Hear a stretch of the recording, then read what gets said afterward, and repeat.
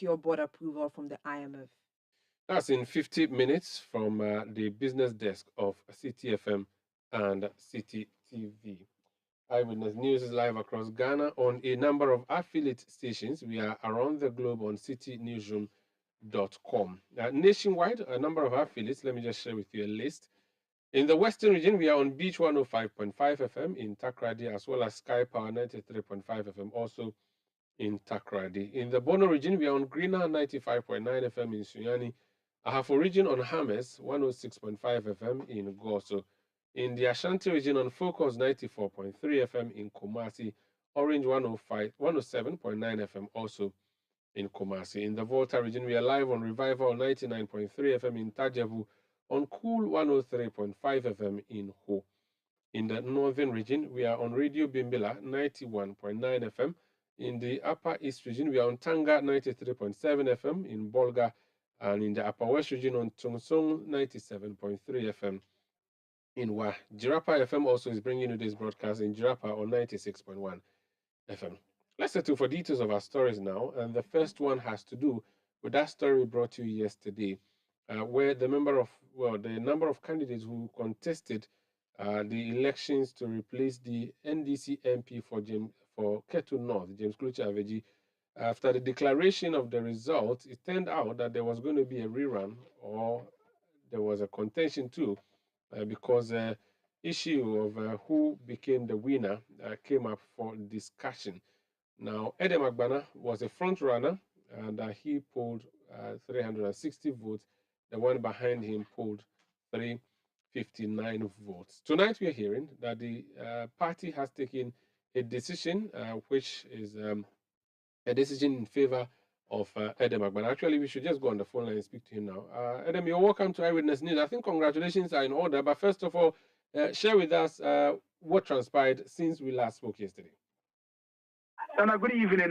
I'm finding it a bit difficult to. Hello, can you hear me? I can hear you. Sana, I find it a bit difficult hearing you. Oh, so I'm saying that congratulations, and also tell us what transpired since we last spoke yesterday. You were challenging the decision which said that you were not the winner. You insisted that you had won. We are told tonight that the party has decided in your favor. Wanted you to walk us through what transpired. Well, Sandra, let me say good evening to you and to our cherished viewers, listeners, especially the good people of Ketu North. And let me say that indeed, yesterday, as I indicated in an interview with you, the national leadership of the party had arranged a meeting for today to look into the issues surrounding our election and to give a final determination as to who won the election. We entered into the meeting with regional and constituency executives, and also both of us, myself and my brother Jonathan, our lawyers. After several deliberations, some decisions were made, and by God's grace, I can confirm to you that the party has confirmed and declared me as the winner of the election. So I want to use this opportunity to thank them. As part of the verdict, it's also fair to say that the committee also found some statements I made earlier about constituency and regional executives unfortunate, and I've been asked to retract and apologize. I was given 7 days to do that, but immediately after the declaration by the General Secretary, I took advantage of the presence of the media to render that apology and to call for peace and to plead with all factions, all parties involved in this case that it is time for us to unite. It is time for us to put behind us the challenges that led to the impasse, and for us to unite and see how best we can gather 85% of the vote for John Dramani Mahama and myself as a parliamentary candidate in the 2024 general election. All right. Now, did the party decide this because of a protest you mounted, or this is the general procedure the party works with in such matters? Yes, I mean, these are the general procedures that the party works with in such matters, I'm sure. And then when we came, before even the meeting began, the General Secretary and the National Chairman read out the guidelines and how the party is supposed to handle this matter. So all parties involved agreed that the special committee of NEC was is competent enough to handle this matter, and so we all submitted ourselves to the process. And so it is a normal internal party procedure that we submitted ourselves to, and they came out with a resolution. All we can do now is to call for calm, call for unity, and to ask that all of us begin to work hard towards achieving the victory that we want for His Excellency John Dramani Mahama, and to also gather majority seats in Parliament come 2025. Your closest contender, is he satisfied with this decision of the party? Well, yes, he was in a meeting after the verdict or the final decision was given. There was no protest from him. His lawyers actually spoke. It was a very friendly conversation, and so I believe that he is satisfied. I believe, but I can't speak for him. I'm sure at the appropriate time he will, or he may issue a statement or something like that. But all of us left the meeting satisfied with the conduct of the meeting. Often when parties go into elections like this, the concern would have to do with a possible crack in the party. Now, it looks like on the ballot there was a crack. You appear to have solved that when you came to the head office of the party, but we haven't heard from your opponent. We don't know how he's going to proceed. Will you be able to unite your front in the constituency if Mr. Dano should go, on his own path? And I don't think that there's the need to entertain any fears at all. We will unite the party. The constituency chairman, his vice, and the constituency secretary were in the meeting.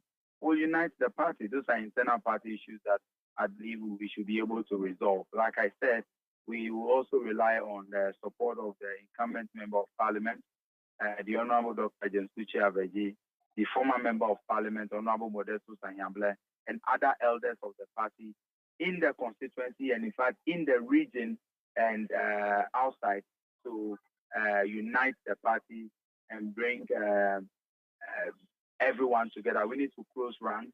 One thing I have realized moving around campaigning to all the branch executives is that the desire, the hunger for power is so strong, is so strong that every member of the party will be willing to rally around the flag for us to kick out this incompetent, inept, and corrupt Akufo-Addo government.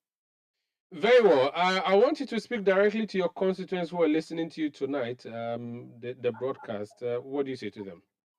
Well, Madakweno Ketu North kata agbobe mi da shingi okata jole election akoda dama mi pe da dem yama gbe nem ya wodaka nem ya wo fakle achiglenyi to le 2024 Ketu North ngo ya ehiawo nshian enya okata mi gbo nem le mi afa campaign wo ma elewe mi anoni akolenke mi azole azoge kareji be nem ya kata mi wodaka mi akon senke akwa woda so sanda.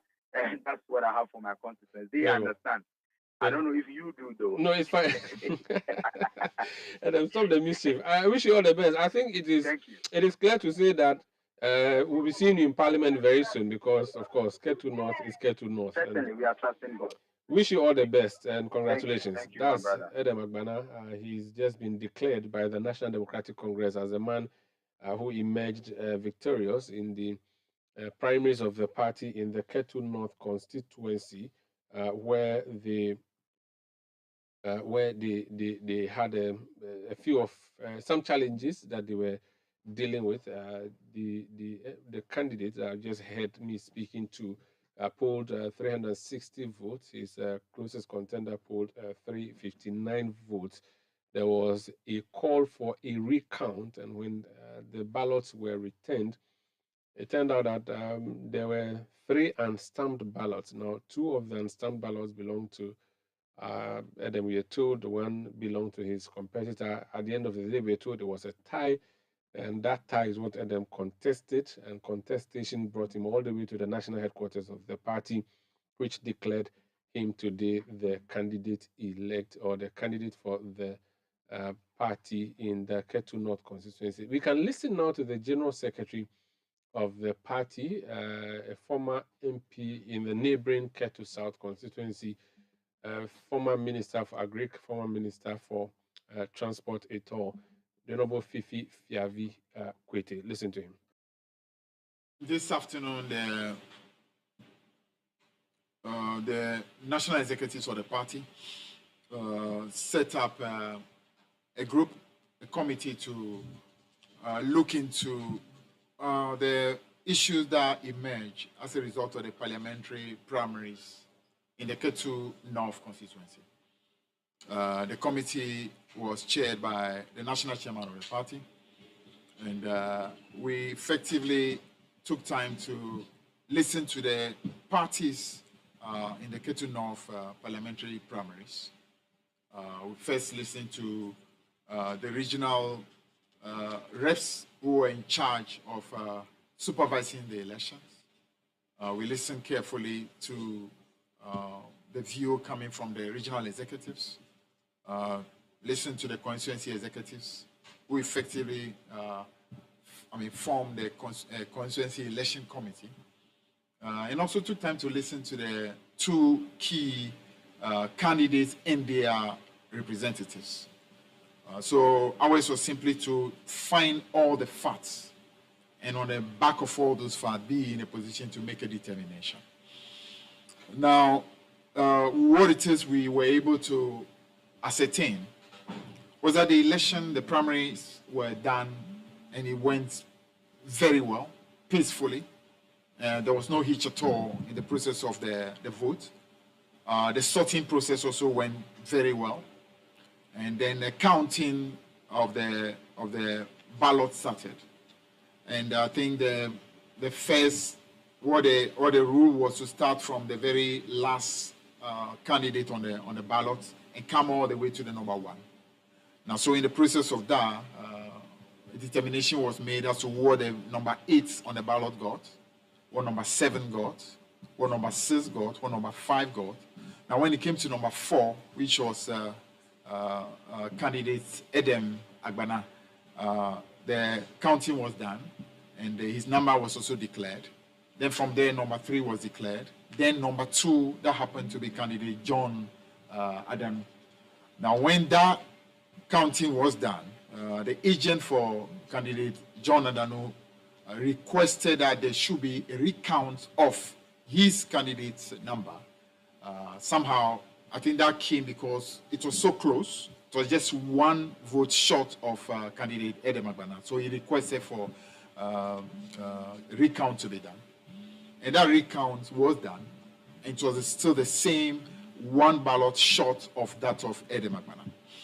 Now, subsequent to that, there was a request that that of Edem Agbana also be recounted. Electoral Commission insisted that some petition be done. But long and short, that of Edem Agbana also was done. And in the process of doing Edem Agbana's counting, the issues emerged to the fact that some of the ballot, about 2 of the ballot in Edem's counting, were not stamped by the Electoral Commission. What subsequently happened was that back and forth, eventually there was an understanding that there was going to be a check of virtually all the other counting that had been done in order to see whether a similar thing had happened. And long and short, 5 ballots in all were seen not to have been stamped. The 2 that were coming from Edem Agbana, 1 that came from candidate John Adanu, and then there were 2 more that also came from another candidate. The name is Kwame Gan. What's the name again? Okay. So there was a 3rd candidate that had 2 ballots that also were not stamped. Now, so our committee, we sought to find out whether those 5 ballots that were not stamped, were they foreign materials that were not part of the booklet, that the ballots that were sent from the national office to that constituency or not. That for us was important. And the reason why we wanted to establish that was simply to know whether it was simply a fault that came from the Electoral Commission, their inability to do their work well at that level, or it was a fault that came from one of the candidates conspiring to try to cheat in the process. I think by and large, we got a consensus coming from across the table that the 5 ballot papers were an integral part of the booklet of ballot that came from the national office and went through to that constituency. So there was no doubt at all that the 5 ballot papers were an integral part of the booklet, and therefore they were not foreign materials. We also checked and we saw that there was no overvoting. That's the tallying process done by the independent, by the candidates, the agent of all these candidates, tallied and harmonized with exactly the ballot papers that were found in the ballot box as well. Now, so these for us were the most important pieces of information we wanted to ascertain. Now, so having come to the understanding, which across the table we had, that the ballot papers were authentic, the 5 were part of the booklet of ballot that was supposed to go to Ketu South, and therefore, and that those 5 ballot papers were clearly an integral part of the booklet. We therefore were in a position to say that what the voters had expressed in the original counting that had happened actually is the authentic expression of the will of the people of Ketu North. Now, so according to that original intention, even though it was such a very, very close contest, we needed to go with the original result. And that original result had candidates Edem Agbana having 360 votes, followed very closely by candidate John Adanu, who had 359. Very close as it was, we needed to go with the will of the great people of Ketu North, because that is truly what their will was. And so we wanted to use the opportunity to simply tell you that at the end of the day, the committee, headed by the national chairman, aided by my own self, together with the panel, came to that conclusion. And we have communicated that to the 2 parties and to their agent that came with them, to the regional executives and to the constituency executives, that the will of Ketu North, which is that Eric Agbana was the one that won the most number of votes on the day, even though it was that close. Edem Agbana will be declared the candidate, the parliamentary candidate for Ketu North, concluding the sentence or the words of Fifi Avikwete, General Secretary of the NDC. So the big story, if you're just joining us, is that the party has decided that Edem Agbana is the ultimate winner, or the winner of the Ketu North parliamentary primaries of Saturday. And so effectively, he's the one who is going to lead the party's charge in that constituency. This is Eyewitness News on 97.3 City FM. We'll come back. We'll go to the Ashanti region. You saw the candidate who was spraying cash. The party has jumped to his defense. We'll go to Ashanti region when we come back. Please stay. Eyewitness News. Be there as it happens. You know, Papa, see that? And it's rickety car. Hey, Papa!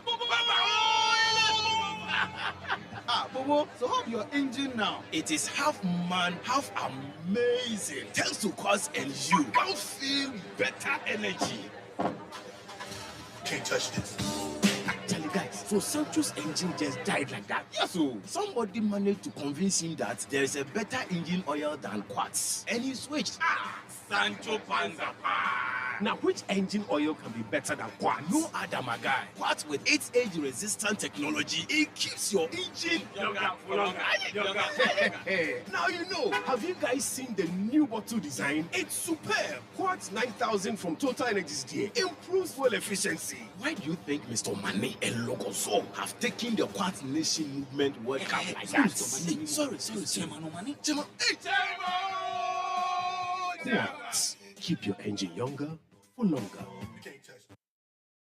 Can you hold the perfect note? Can you spit some hard bars? Then you have the chance to bag 20,000 Ghana cedis. Head over to the Voice Factory right now, because season 5 of the Ultimate Talent Competition is digging up Ghana's next big pop star. And it could actually be you. Auditions are officially underway and just a few phone taps away. Simply send your name, age, contact details, and location along with a carefully recorded voice note, singing or rapping your favorite tune to the WhatsApp number 055 558 973 973. But take note, our castanet is for burgeoning superstars between the ages of 18 to 24 years. The Voice Factory Season 5 is powered by City TV and supported by City FM. Let your voice be heard on Eyewitness News on Facebook at facebook.com/City97.3, Twitter at twitter.com/City973, and Instagram at instagram.com/City973 with the hashtag Eyewitness News. You're welcome back. This is Eyewitness News on 97.3 City FM. We are coming to you from our studios in Adabraka in Accra. If you followed the NDC primaries from the weekend, you would have seen the video circulating, in which video a candidate in the Jurassic-Chedumasi constituency is seen spraying cash on party delegates. The party's Ashanti Regional First Vice Chairman is Captain Retired Kwame Jabari. Mr. Jabari, you're welcome to Eyewitness News. Thank you, Amuro. Captain, first of all, did you see that video? Amuro, we all saw the viral video which went viral on the Saturday of our parliamentary and presidential elections, particular. Okay, Captain, my name is Umaru. Umaru, yes, sorry, please. Umaru. And what do you make of the video?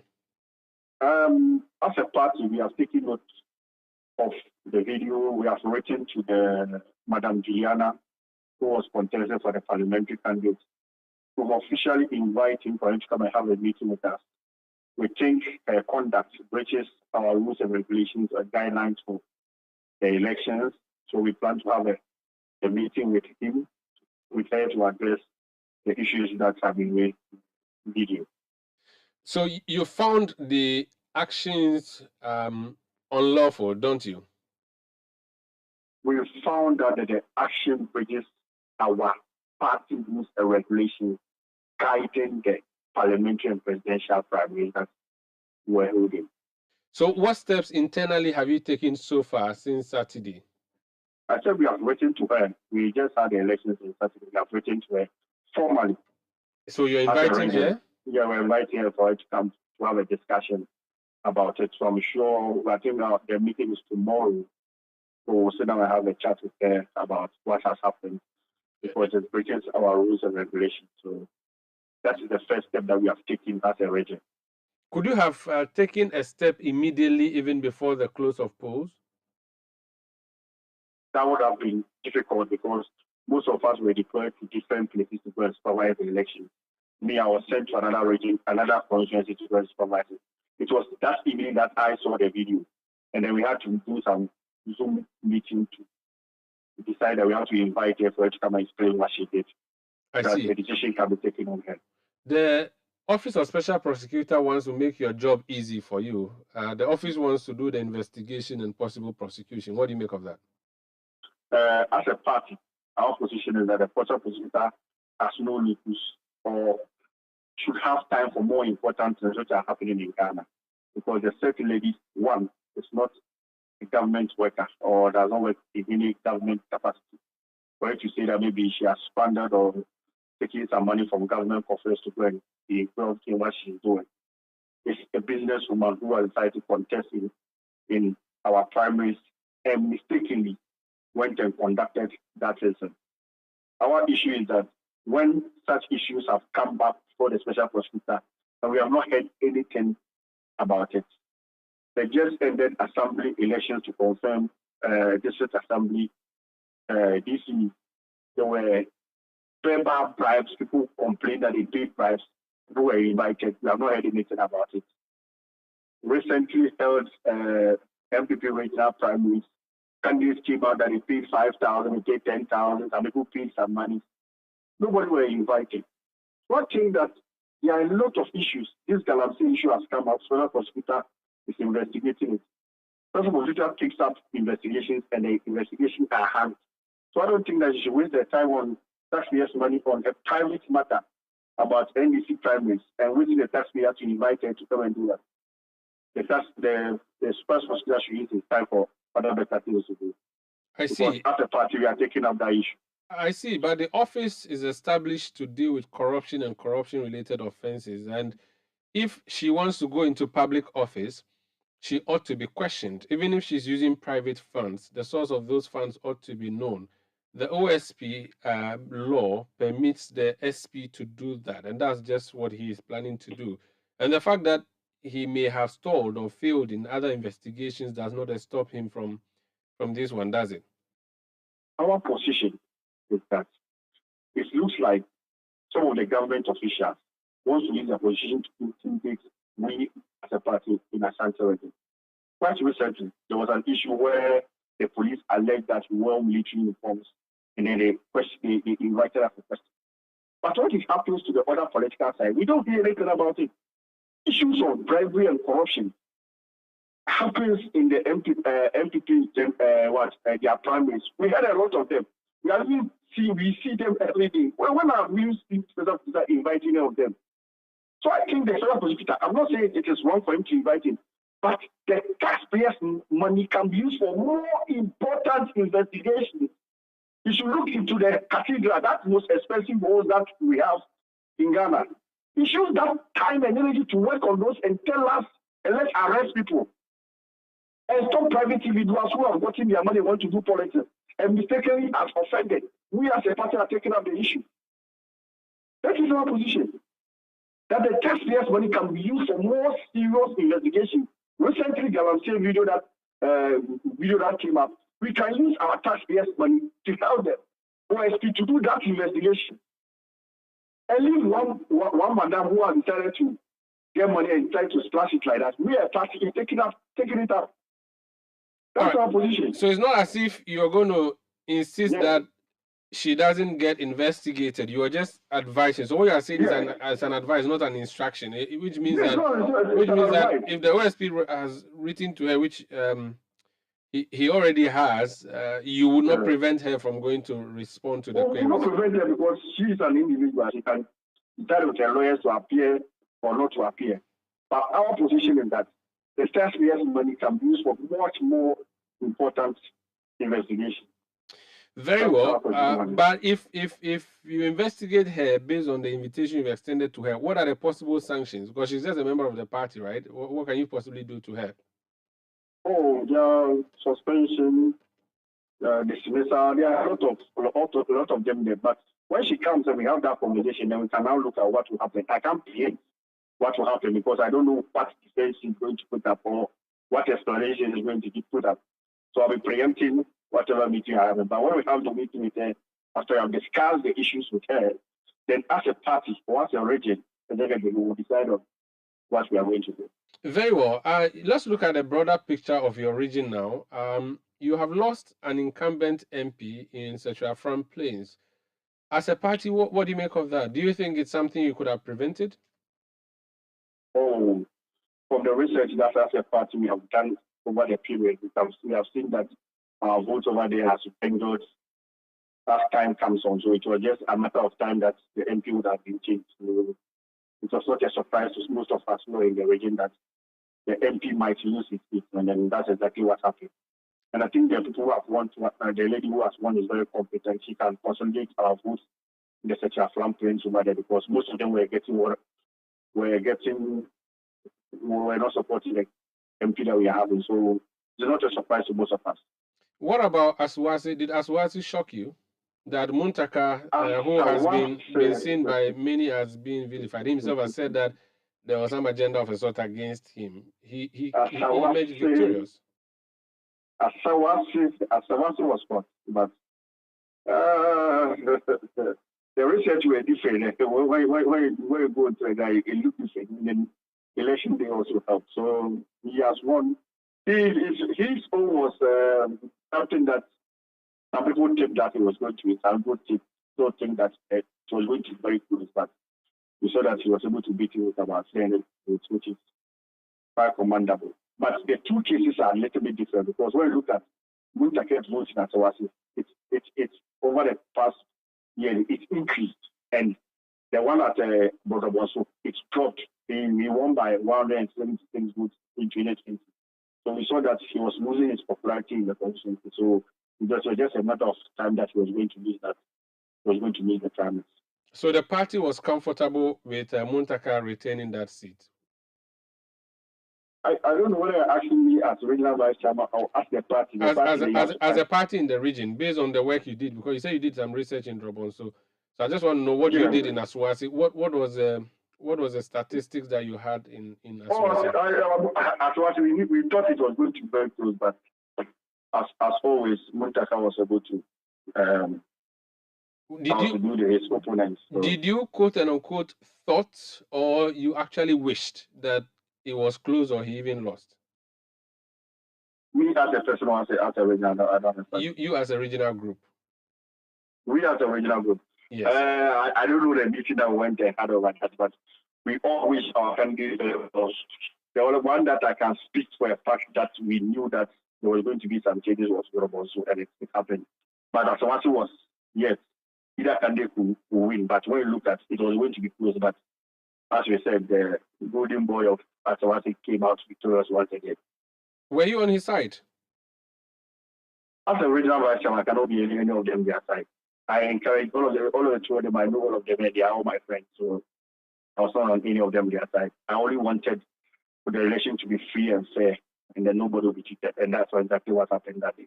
There's a view that you should have protected him and prevented the contest, and the contest was seen as a way to remove him as a party group in the constituency and in the region. Can you say to us on the record that you had no interest in removing the former chief whip? The issue with Ashanti is that the national chairman was contested by Sedin Etia. Our flag bearer was contested by Before and Kozobons.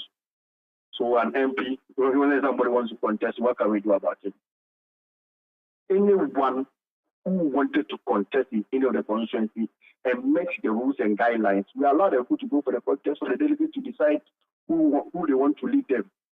So I can't see that as a region, we had a mastermind that wanted him to lose. That one there is not, it's not possible because we won't allow that in the first place. But I can see for other places like he's talking about. But as a region, there was no intention of that. But anybody who wanted to contest anybody, the person went through the proper guidelines or met the guidelines for that contest.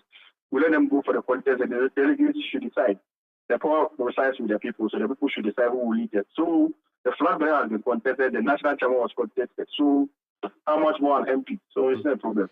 Generally, what's your plan with the region as a party? It is not your stronghold, but you have 4 constituencies that you are generally comfortable in winning.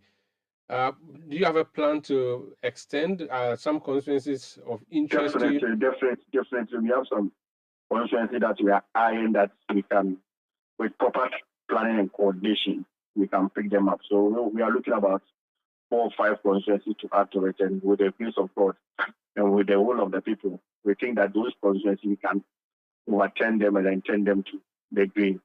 What about the apart from Parliament, presidential level? What plans are you looking at in increasing your vote margins there? Presidential margins, we are looking about secure about 1 million votes in Ashanti, and then after our retreat or after our retreat in the 2020 elections, we have looked at areas that have not benefited us in Ashanti region or issues that we have had in Ashanti region concerning our campaign and our strategy. So we are trying as much as possible to engage the indigents more for them to help us with the campaign. Very well. Thank you so much for speaking. Thank you so much, Captain, for speaking to us. Thank you very much, Abu. That's Captain. Captain, I have to teach you my name again. Are you still there? Yeah, I'm here. Umaru, yeah.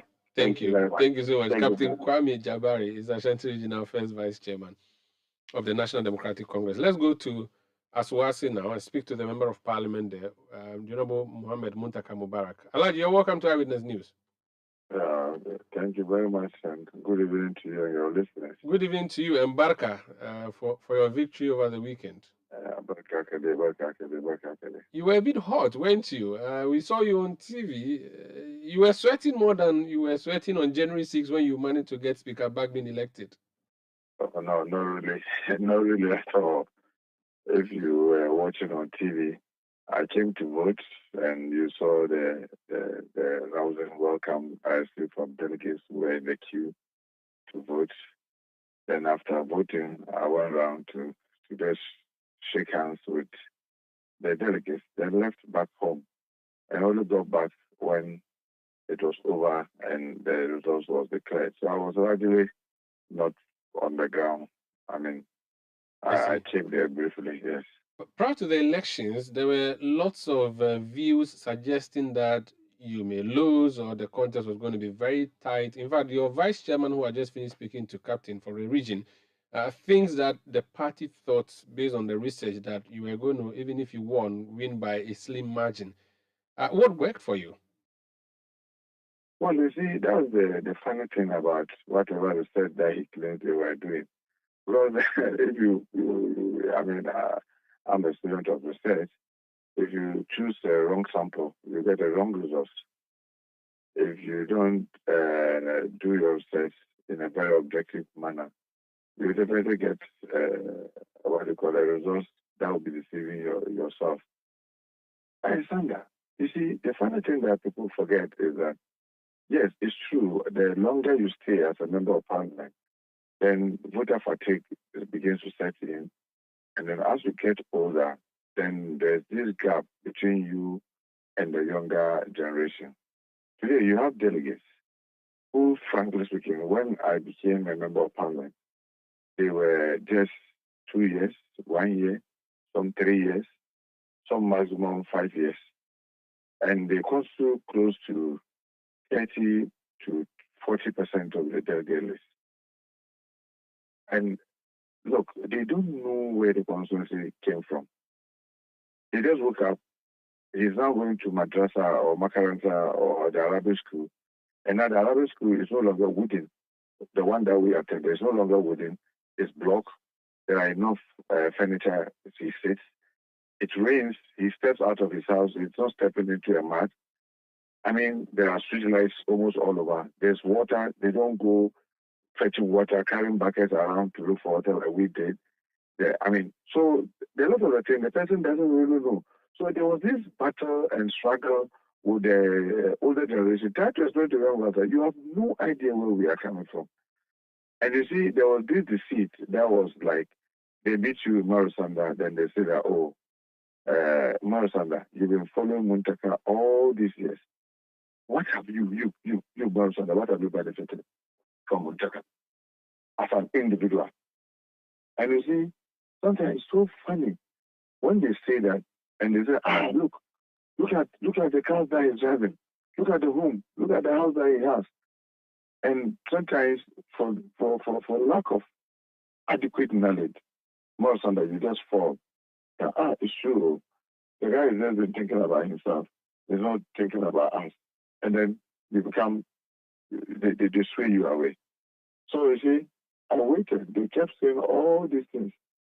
And unfortunately, they had all manner of support from several levels of the party, people deceiving them and telling them all manner of lies.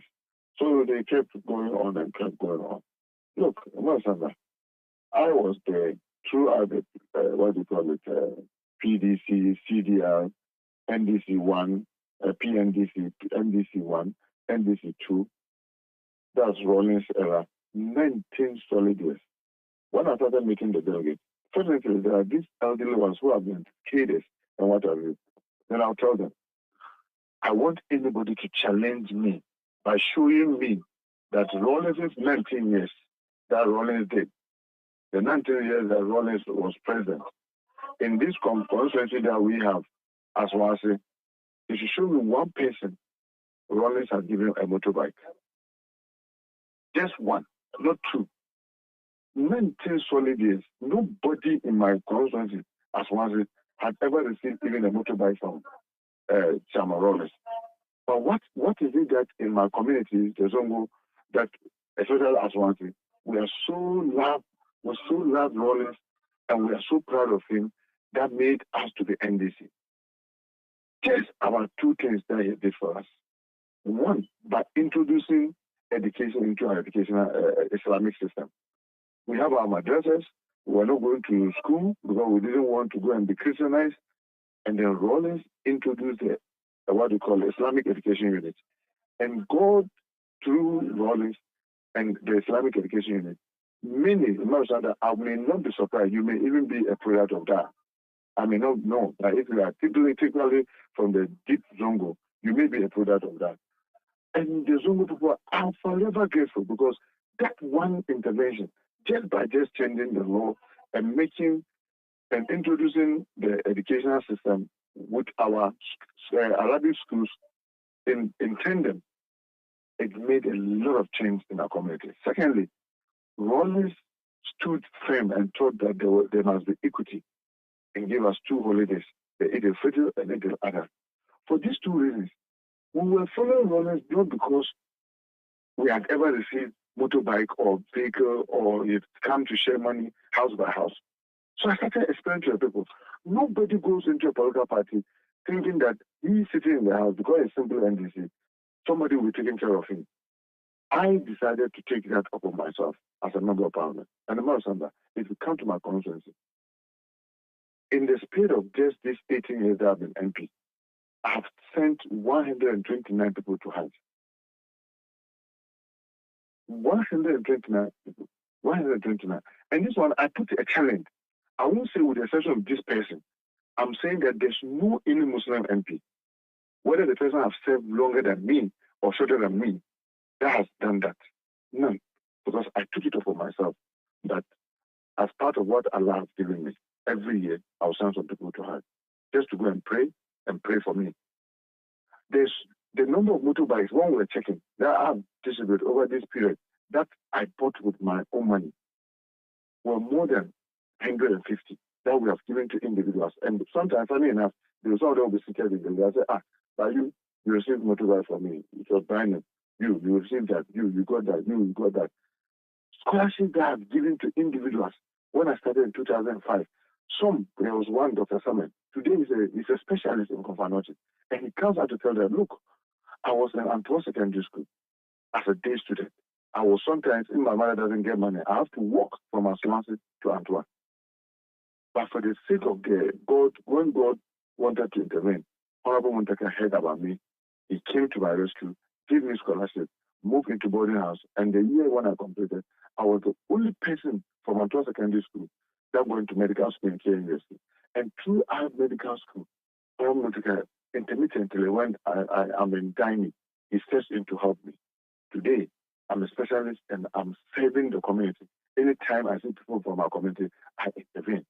You remember the NDC government sent some doctors to Cuba to study. I don't know whether you remember the. I don't know that. Yeah, how many of them were from Ashanti? 10.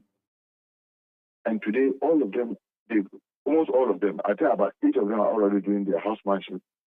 Very soon, they are going to finish, maybe become specialists, and they'll be helping the community. So I had so much to show for my 18 years. As against this young man, all he does is that he's inciting the NDC youth. What have you been following? You. We are not talking about the community. After the community, it's NDC that developed it. It's NDC that developed the community. But we are talking about you following him. And it was catching fire until when I stepped in to explain to them that, look, nobody follows party and then you get it. And then I'll give us an analysis. I said, look, the delegates of Ashanti, we are about 2,000. Just ask yourself, if someone says that, oh, he has to help you, so you are 2,000, every month I'll give you 500. Ask yourself, 500 Ghana, what will it do to you? It may not do much for you, but anytime the person says give you 500, that means it's 1 million Ghana cedis. Ask yourself, that person who is going to Parliament, ask him how much is the salary of the MP. The net salary of the average MP, no MP today takes home more than 13,000. No, there's no MP. Even if the person doesn't owe any bank, the net that the person, the average, is just around 9,000 people are taking home. But let's just say somebody doesn't owe anybody. So he doesn't owe any bank. He has not taken any soft loan. So the net the person is taking is about 12,000. But it's 12,000 multiplied by the 48 months in the 4 years. The ex-gratia the person will get, if I take it to last 4 years, the ex-gratia that we receive was about 260 something. So round it to 300. When we put all of it together, it's not even up to 1 million cities.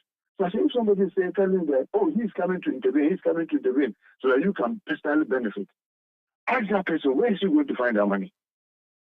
When I started explaining this, many started realizing that, oh, there's this deception.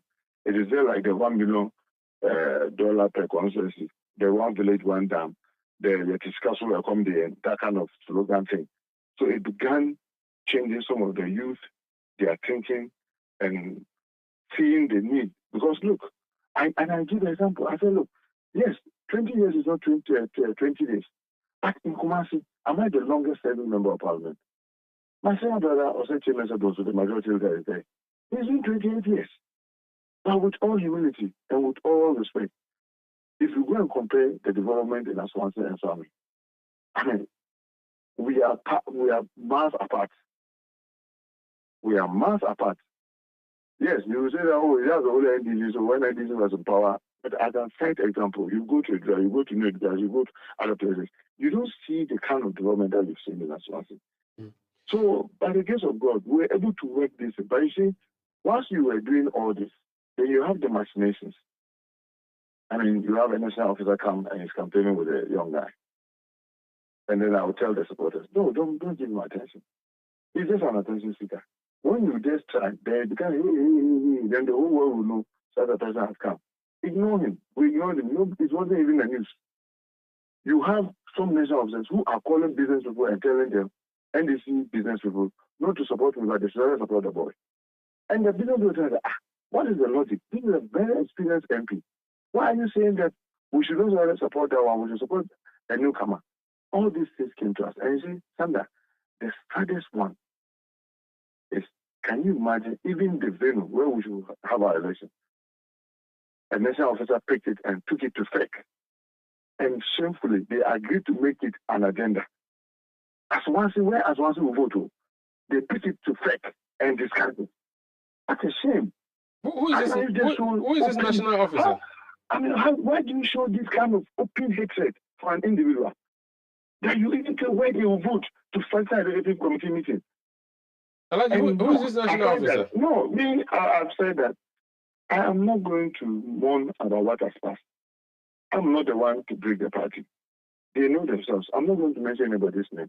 But they know themselves. Look, do you think that Masaudu was saying... Let me just tell you this last one. Can you imagine? Aswansi is the biggest constituency NDC has in Ashanti region. It's the biggest in terms of number. Aswansi, because of its location, is the most strategic constituency NDC has in the whole of Ashanti region. So it is virtually the heartbeat of NDC in the region. And then you are distributing ballot papers. If it is not deliberate, then we have a lot of incompetent people managing the national office.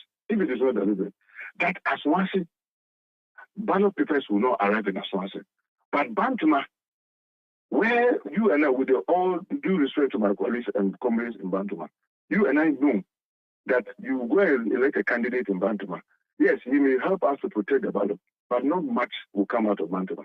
Bantuma had his ballot papers, and they could start at 8, and Aswansi had to start around 12. What a shame. What kind of open hatred is that? So you hate the individual to the extent that you are even willing to destroy the constituency. What's the source of this hatred? Do you know? No, Sandra, I am so shocked. I am so shocked. Why am I shocked? Look, in political party activities, like in every home, sometimes you have misunderstanding. You have people who may not agree. You have at the periodic times where there may be some skirmishes, and others will try to resolve and what have you. But at the end of the day, you know the strength and weaknesses of each other. My worry is that how do you take someone who has taken a constituency from 2005? That vote in Aswansi was opening there around 30,000 and had grown the constituency to a point that the vote there is over 50,000. Look at all the effort MPP have made to seize this constituency from us. I'm sorry to tell you that if in terms of NDC, in terms of resources to hold Aswansi, everybody in Kumasi knows when it's time for election, the best you may get is some little money for polling agents. And ask in Ashanti, the kind of training that I give to my agents. Sometimes you have to go through more than 10 times training. I foot all the bill. The agent money they will bring is not even enough. I have to top it up and deal with it. Campaign. You'll be lucky to get somebody, the national will even bring the presidential candidate poster up to 1,000 or 2,000 for you to use. You use and you grow the constituency up to where it has reached. In Parliament, Sandra, you are a witness to how I have fought to defend and protect our party interests in Parliament. I have worked tirelessly. And I always say it with all humility, that even God has to use me. And everybody in this country knows this for a fact, to even get as a speaker, which is unprecedented. Let's assume, without admitting, that maybe I've stepped somebody's toe. Is that how I should be treated? Is that how I should be treated? As if I've never done anything good. What are we telling the younger ones who are coming? The new MPs that are in the chamber. And no matter how much you sacrifice, one day some few people will sit somewhere and decide that they have to mess you up. I see, like I've said on many platforms, God is not their relative. God doesn't think the way they think. God will not hit somebody because you hit that person. But God has vindicated me. And I'm humbled by that. And I think that we need to work very hard to unite our party. Because look, what is at stake is bigger than each and every one of us. And you see, this kind of open hatred, when you trust people to be fair and candid, because you see, people forget that we have a lot of floating voters. We have our core supporters as NDC, NPP have their core supporters as NPP. Now, in between, we have these floating voters. And do you know what they look? They will look at even good governance, even when you are in opposition. How are you governing even in opposition? For them to make a decision, whether they can trust you when you now have power. You don't have the military, you don't have the police, you don't have the national security, you don't have all these parastatals, you don't have this state facility, and you can be abusing some of your own colleagues and be putting your hand and nose and poking your nose and fingers in other people's constituency. Then when you have military and police and all that, what will you be doing to yourself? How voters will be asking. How high, Alhaji, is this agenda against you, this hatred as you call it? Is it the national executive level or the flag bearer level? Because I'm looking at the structure of your party or the constituency level. The sad thing is that it is not that there's a structure that went and sat down and said that, oh, maybe let's assume, ask for National Executive Committee, we have to orchestrate this. Or National Executive Committee, we have to orchestrate this. Or the office of the flag bearer will have to orchestrate it. No, individuals, they take upon themselves and do those things. And because sometimes we have a lot of sycophants within our party, people even say it and they are not willing to talk about it. Because maybe those individuals, where they sit, they need one favor or the other from them. So they just keep quiet, knowing very well what they are saying is wrong. Are you willing? They're not willing to talk about it. Are you willing to name and shame? No, it is not for me to do that. Are you willing to forgive and move on then? No, obviously. That's why I'm saying that one of the things that I said yesterday in another network, that my prayer and wish is that the flag bearer, now that he's the leader of the party, will not only meet those who have lost, but he will meet in a smaller number. Because when you go and meet people and they are hungry, you don't get the crux of the issues. It is not only me. So many MPs are so bitter that, look, people who were not supposed to be allowed to contest were allowed to contest. People who had all manner of things that have happened from one individual or the other. If he listens to them, he listens to all of us in a smaller group, he will be able to take copious notes and get to know that, okay, these particular officers, whether at the national or at the regional or at some other levels, this is what harm they have done. And therefore, my suggestion is that when he is convinced by the number of people that have mentioned, because in that kind of meeting, I can specifically mention with all the evidence that I have, this person did this, that person did this, this person did that. Then let's assume that another person comes to mention the same officers. Then by the time he realizes, by the time he talks to the 136, 37 MPs, then he gets to know that almost 30 or 40 are mentioning the same names, then he knows that those persons should not be given a frontal role in the campaign towards 2021 because they will be detrimental to our campaign. Because he needs to find a way of uniting our party. And I can bet you, some of them, they did some of this thing with a lot of malice, with a lot of vindictiveness. So that people just do things and you wonder, why are they doing this? You really feel pained. Are you able to work with these national officers moving into the elections 2024? Look, I speak very emotionally, but everybody who knows me knows that yes, I'm a very hot-tempered person, but I'm also quick to let go. I'm also very quick to let go because you see, NDC is bigger than each and every one of us. Once we set the right tone, everybody should be willing to let go because you see, for those of us who have won, despite all what we've gone through, those who have lost, those who are yet coming, believe me, one thing is very clear on our mind, Thunder.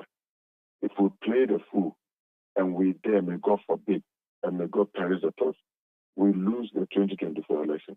We'll be putting our party in a very difficult situation. And I have spent almost all my youthful age in this business. And I don't think I want to be part of those who, when they are setting the record, that those who were there and could have worked very hard to avoid that our party will be the first in the Fourth Republic, not have been able to gain power after 8 years, that we are the batch of guys, either as species or members, sitting members of parliament or that couldn't achieve that. I don't think it's a record that any of us will want. And for that reason, I'm sure every one of us who is pained in one way or the other, whether through these machinations you lost, or you still survived, or you are not coming in, we should be willing to put all these things aside and forge ahead and make sure that we win the 2024 election. So when we are done after winning, we can come back and look at all these issues because I call them as minor as compared to what is at stake and what is ahead of us. Finally, you've lost 17 of your colleagues on your side. You are a former leader of the House. What does that mean to your front? Should you see it as an opportunity for fresh blood or a big loss to your side? Let me tell you. In 2000, prior to 2020 election, that's around 2019, when we went to the promise, who were in leadership?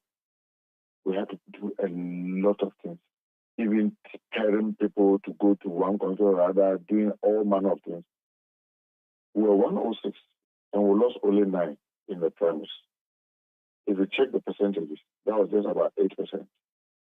Today I'm hearing 16, I'm hearing 17. I'm not able to go. I've confirmed the 16. It's actually 17. It's 17, okay. Yes. Mm. If you use the 17, that gives you about 12% loss. And you know the pain. The pain is that in 2020, because MPP has just come, there was a lot of vigor, there was a lot of energy. You would have even expected that, that's naturally, when you are going for primaries, MPP should be interested in seeing some constituency, creating confusion so that they could have the chance of splitting. You split your votes and then they take the constituencies. And you have so many examples like Akontombra and many others where they had to do that and they took over the seats from us. Now in 2023, my brother, MPP is struggling to find its feet.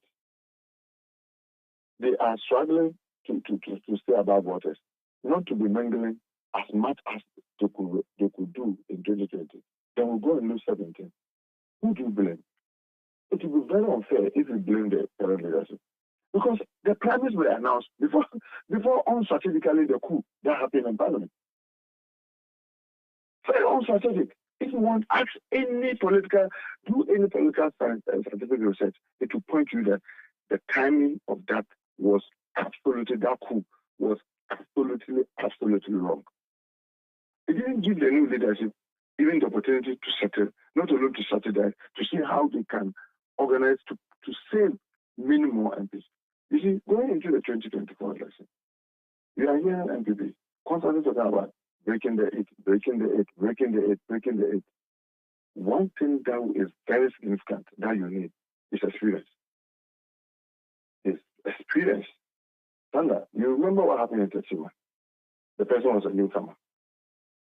You saw how, as one said, 206 police stations. Every single police station in Ashanti was declared as a hotspot. And you know when they called a police station hotspot, they even been military. Ashanti was invaded with military, as if Ashanti was completely a war zone. Yet, if you look at the collection center that day, I was there. And by the grace of God, the military, at least because of the structure God has given me in this country, when even something is about to go wrong, and I try to talk to their leader, he listens. I said, no, you don't need to push them. Wait, let me talk to them. Then I talk to the crowd. Look, they don't want you here. Can you go behind the barricade and the people will listen? But believe me, if it was a newcomer, could he even had the courage to step in front of the military to try to get who is the team leader and whether even that team leader will even speak to that person. So what you need is a lot of experience. So when you go into planets and you're losing a lot of your experienced people, you need to be worried. Do you MPP? Do you attribute when they were prior to 2020 election, MPP were losing some of their experienced guys, and they were talking and they were laughing. Oh, because this guy was not supporting Nanado. This one because of that. What happened? The main election, they lost most of the seats to NDC. This is where my worry is. Do you attribute? At 17. You say 17 yes, is small. 17. Believe me, it is most likely that if you are not careful, the 2024 election may equally produce a parliament that may be neck to neck. Because it is also possible. Because it's possible. Once it's happened, you cannot rule it out. So if you go and you lose 17 experienced ones, and you are not careful, you have 17 novice. And these guys try to do the things they do in Tetima and so many other places. Believe me, you're going to end up probably winning the presidential election. And then you lose parliament. And we don't need to be fed. Nobody wants to tell you what your prediction, what will happen if we have a parliament that is controlled by one party and then the presidency by another. Even with this neck to neck, look at the things that are happening. So I think that yes, it's happening, but we need to quickly go back to the drawing board and see how, especially those that have lost, how we can get them to use their experience to at least help their constituency to survive. It's very, very important. Because look at some of the numbers that they use in losing. Someone will lose with 4 votes, someone will lose with 7 votes, someone will lose with... The margin is so close.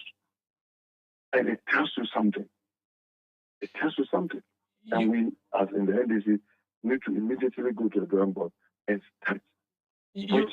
How do we overcome this? You reference a coup in your front. You think that if the leadership change had not happened, the casualties would not have been that high? Because that was a stable leadership that had done something in prior to 2020, that had worked and could have improved it. And look, we are talking on radio.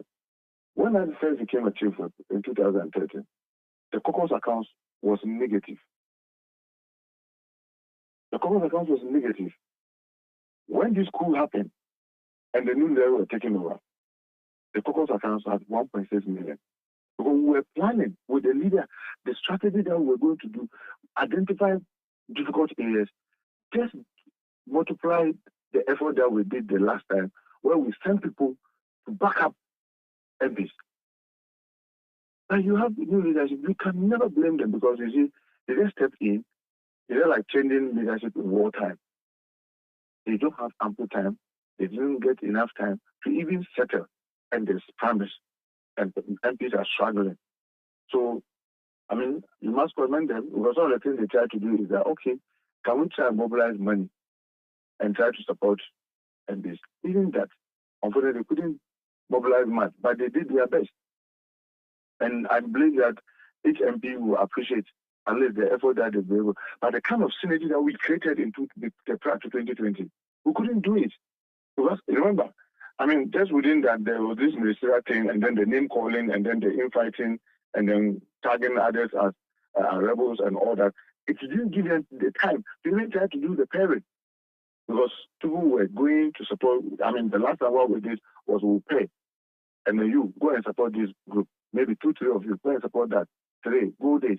We distributed ourselves to try to help, and it did work. And I want to believe that maybe it could have been repeated in a much bigger way, because I mean, remember we did that 4 years ago. A lot of experience have been accumulated, and that could have been better. And I believe probably maybe we would have lost that many MPs. Very well. We wish you all the best, and thank you for speaking to us, Elijah. Most welcome. That's Elijah Mohammed Mubarak Muntaka, Member of Parliament for Aswasi, speaking to us. This is Eyewitness News on 97.3 City FM. I'm Umaru Sandamadu here with Netili Neti. We're bringing us the latest in the world of business after this. Eyewitness News. Be there as it happens. If home is where the heart is, then let's go home, shall we? Let's go where the entertainment is, where the passion is, where the laughter is, and sometimes even the tears too. Let's go where we feel safe enough to share our opinions. And send tweets. Where we do that embarrassing little dance to our favorite song. Let's go home where the love, the care, and the joy live. There's no place like home. Connect your home to super fast internet with affordable data bundles from MTN Home. Visit broadband.mtn.com.gh or your My MTN app to sign up today. MTN. Insightful, intriguing, intelligent, and informative. The City Breakfast Show offers an attractive alternative to the noisy mishmash of morning radio. Tune in to the City Breakfast Show for passionate discussions on issues that matter and enjoy interviews where duty bearers and decision makers have their feet held to the fire. The City Breakfast Show airs from 6:30 a.m. to 10 a.m. every Monday to Friday on 97.3 City FM.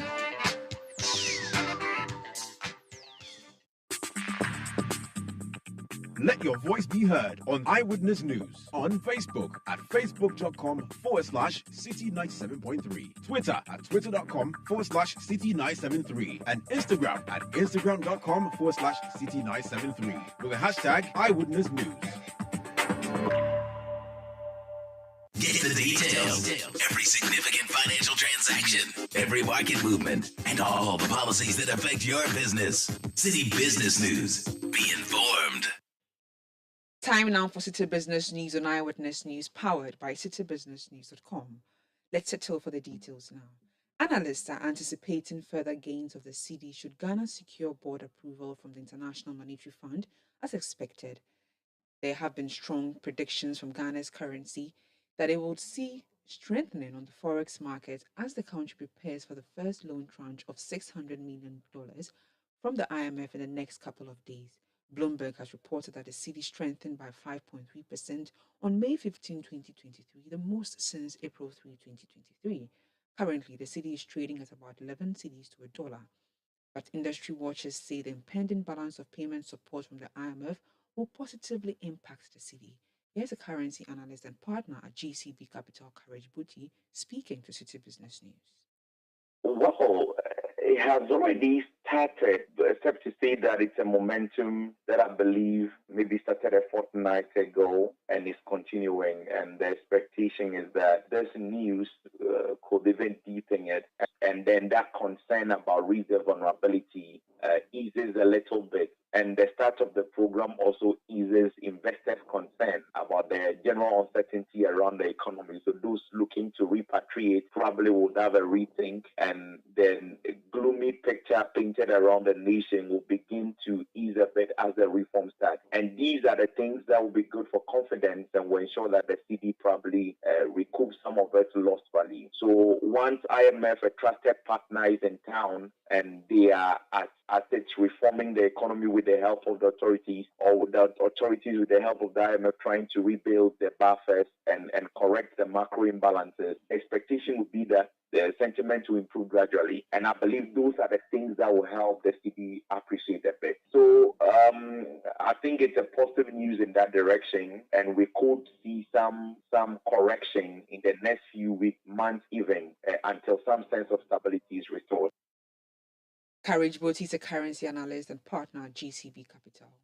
Consumers of fish products should expect a hike in the prices of the products in the coming days.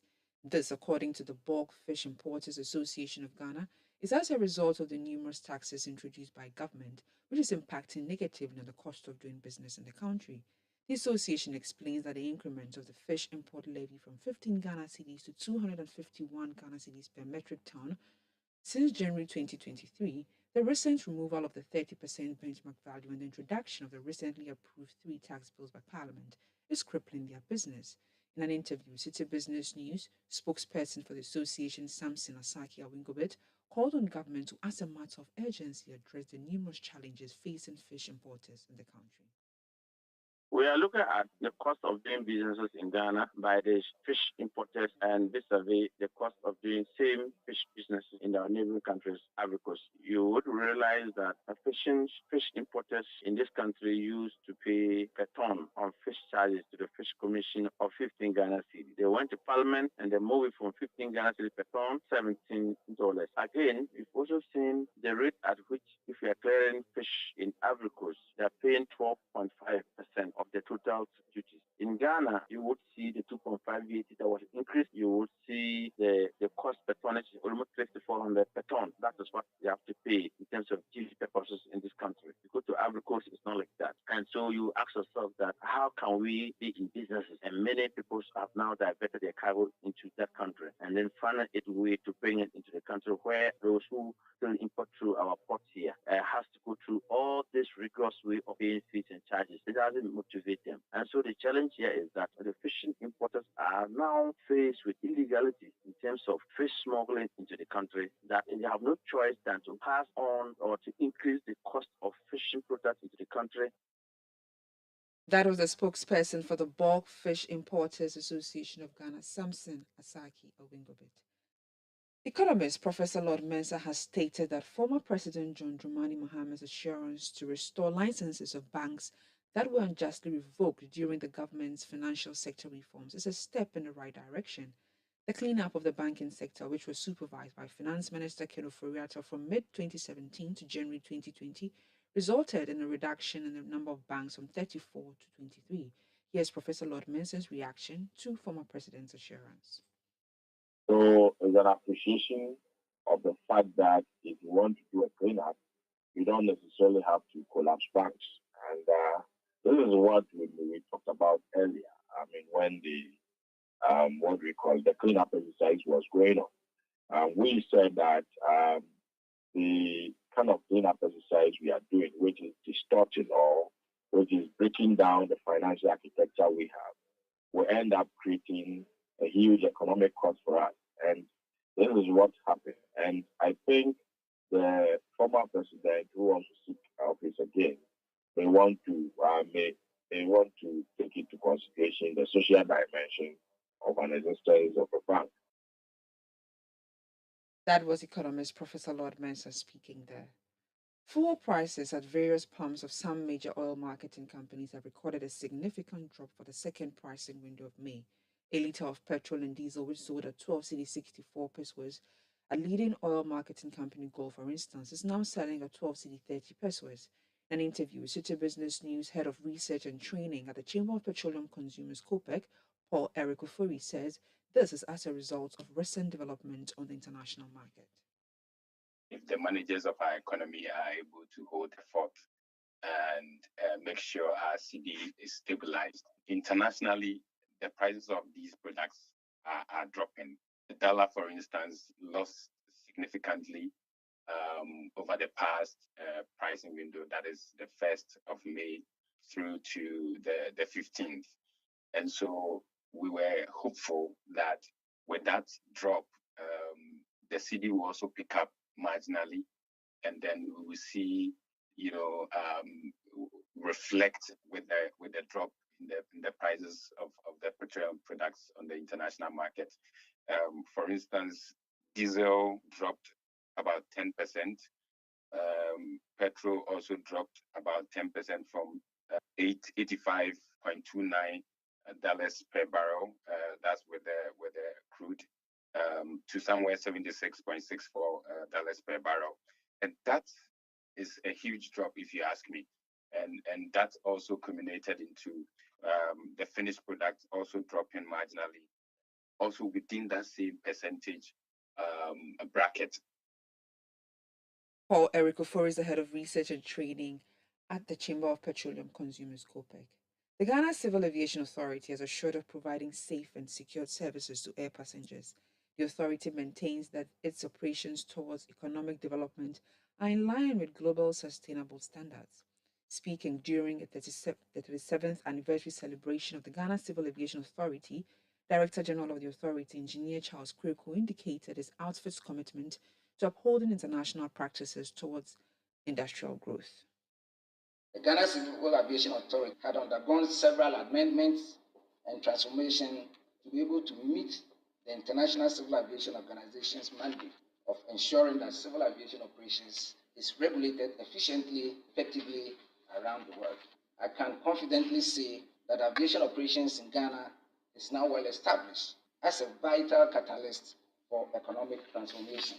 Indeed, well-planned aviation development studies have shown that the industry is increasingly contributing to many states' attainment of the United Nations Sustainable Development Goals. ACAO's strategic objectives are strongly linked to 15 of the 17 United Nations Sustainable Development Goals. But aviation must be safe, secure, and compliant with the standards and recommended practices of the International Civil Aviation Organization to unleash its full potential. That was the Director General of the Ghana Civil Aviation Authority, Engineer Charles Kweku. And that's all for City Business News on Eyewitness News. It was powered by your most comprehensive business news website, citybusinessnews.com. My name is Neteli Nete Ajaho. Let your voice be heard on Eyewitness News on Facebook at facebook.com/City97.3, Twitter at twitter.com/City973, and Instagram at instagram.com/City973 with the hashtag Eyewitness News.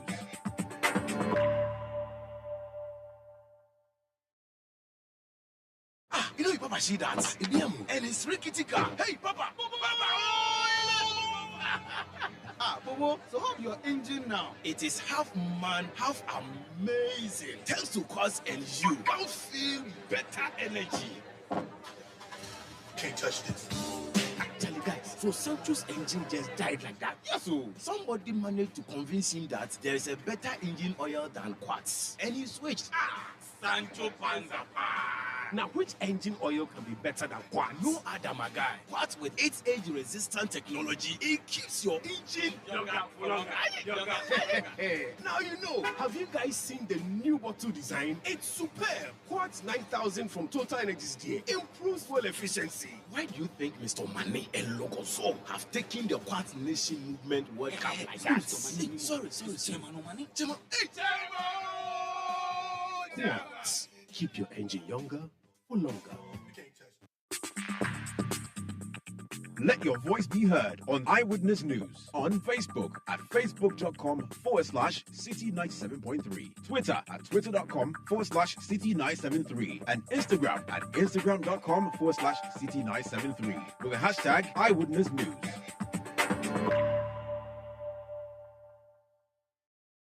Eyewitness News. Be there as it happens.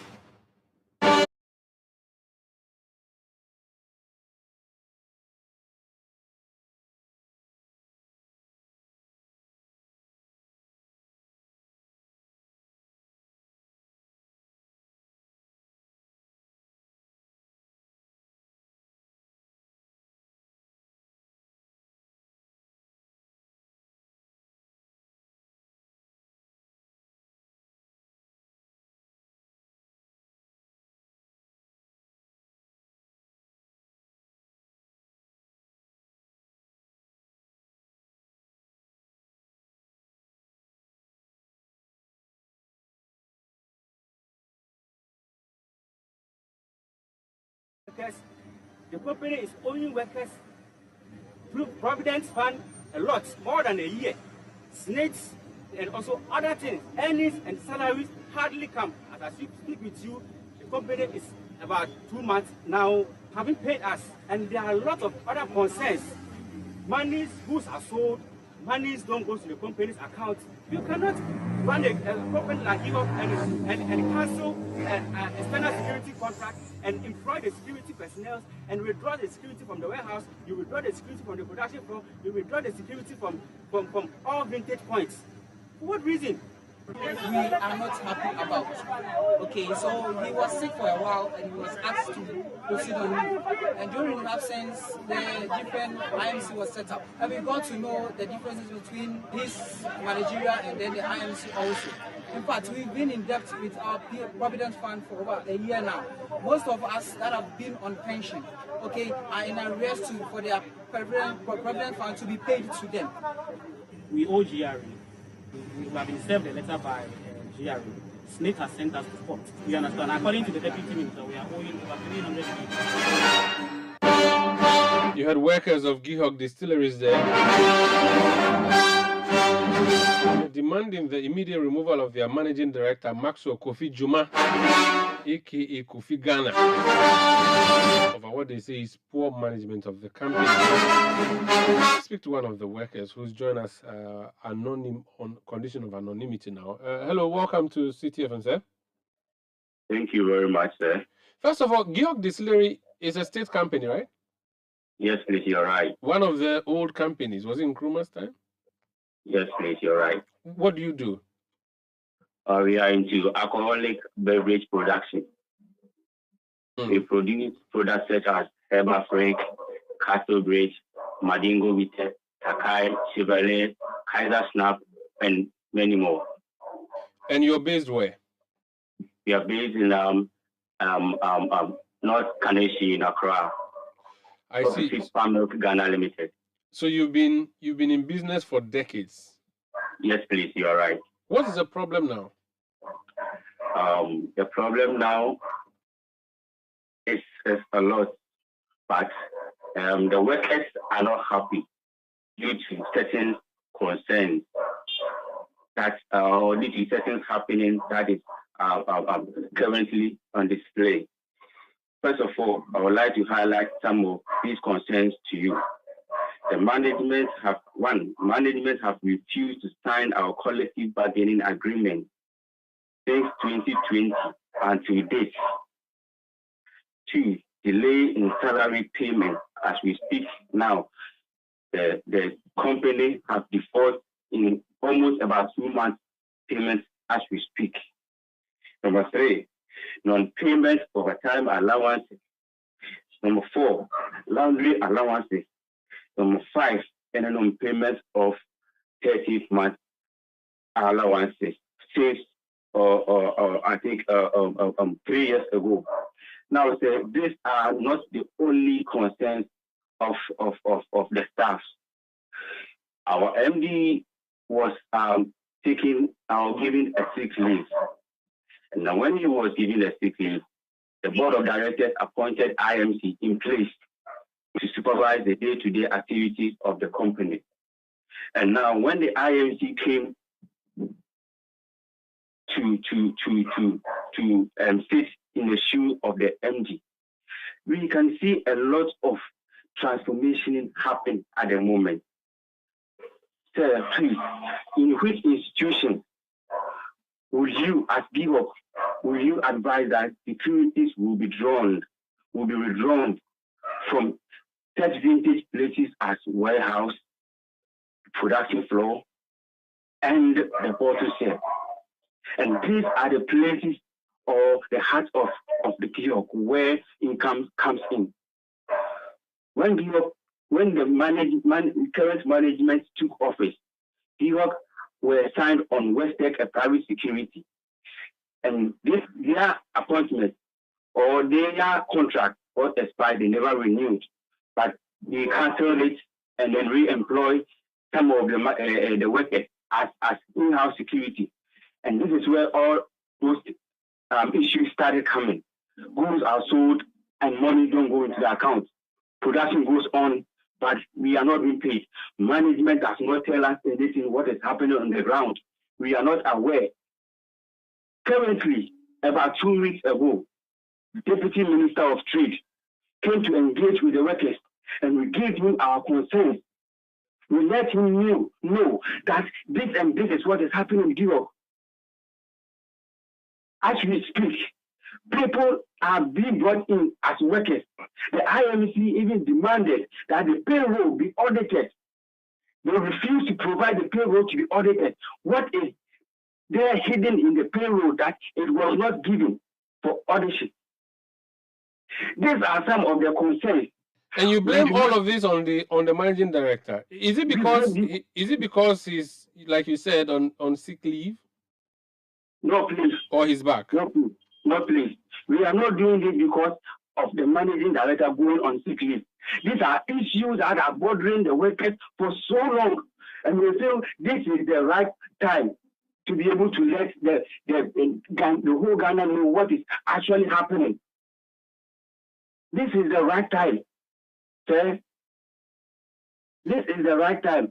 Today, as we speak to you, workers are just doing a peaceful meeting with leaders of the union, and from nowhere, we have a heavy armed police present in our premises for what no reason. Okay?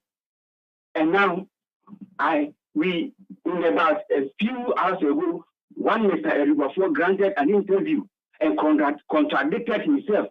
He granted an interview on UTV that all those people who were in red attire are canteen workers. I want to put it on record that GIHOC has no single staff that is a canteen worker. As we speak, GIHOC has no running canteen. We used to have canteen about 3 months ago, and even that canteen was a private person who supplied us food in the afternoon. He does not even prepare the food in the yard to be able to employ a canteen staffer. But this man, one that before, said, all those who were in the red attire are canteen workers. Again, he granted an interview on Asempa, and he also said, these workers that were in red attire are technical staff. This is where the contradiction is, sir. This is where the contradiction is. When someone is peddling lies. Okay. Why are you tying? So you're tying everything to the MD. So your belief is that the MD goes, you will find solution to your problems. Of course, sir, because at the end of the day, he supersedes the day-to-day activity of the company. So when the company says, we cannot blame it on anybody. We cannot blame it on anybody than the MD. Sir, this is our concern. So you protested today. What else are you going to do? Are you going to continue to protest? We have just made our intentions known to the rest of the world. We have made our grievances known. Now, this is what is going on in GIHOC distilleries. The media has rights to information. You can come and ask for the 2020 auditor reports, and you see what is in it. A lot more is in it. Come and ask for a financial report, and you see what is in it. Very well. As we speak, there are a lot of issues, including third-party productivity, but the company did not benefit a penny. Very well. We wish you all the best, and thank you for speaking to us. We'll return to you in the coming days for an update on what your situation is. But thank you for speaking to us. You're rightly welcome, sir. So that's a worker with GIHOC Distilleries Limited. They want their MD, Master Kofi Joma, out. We've made contact with Master Kofi Joma. He said he's not ready to speak to us on that subject as yet. But that's how we end tonight's edition of Eyewitness News. My name is Umaru Sandamado. I did it with Nete Production. By Beverly London, Wilson Kobner, and Sami Wiafi. Technical support from Daniel Squashi. New media support from Edwin Kwakovi. We return tomorrow at 17:30 GMT. Up next is City Trends with Philip Kofi Ashong.